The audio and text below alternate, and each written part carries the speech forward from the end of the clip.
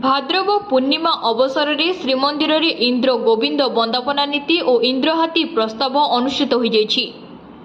संध्या आरती सरिबा परे ठाकुरंको आज्ञामाल प्राप्ति परे श्री दोलगोविंद को बटमूले थिबा पालिंकी रे विजे कराई एक पटुआर रे ठाकुरंको पालिंकी सिंहद्वार निकट रे पहुंचबा परे ठाकुरंको शीतल भोग अर्पण परे इंद्र और गोविंद को वंदना करा सह सेठारे इंद्रहाती प्रस्ताव अनुष्ठित होइतिला।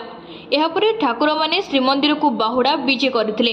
सेपटे श्रीमंदिर रे चंद्र ग्रहण पई स्वतंत्र तथा सौल नीतिकांति अनुष्ठित हेउथिला। मध्याह्न 12:57 22 सेकेंड रे पाक त्याग और देवनीति निषेध रहिथिबारु श्रीमंदिर रे इंद्र गोविंद वंदना नीति और इंद्रहाती प्रस्ताव अनुष्ठित हो जाइछि।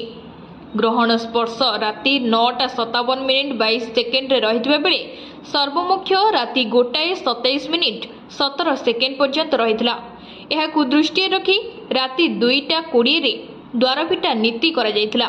2:30 रे भितर शोध, 2:40 रे मंगला आरती, मैलम और तड़प लगी 3टा रे, अवकाश और रोषहोम 3:30 रे करा जायथिला।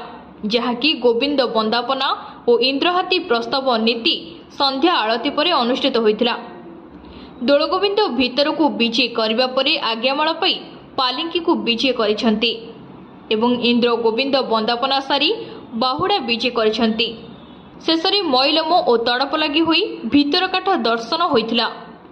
राति 9:57 22 सेकेंड सुधा ग्रहण स्पर्श परे ग्रहण महास्नान और ग्रहण भोग एवं अन्यान्य नीति होइथिला। ब्यूरो रिपोर्ट तीर्थक्षेत्र लाइव।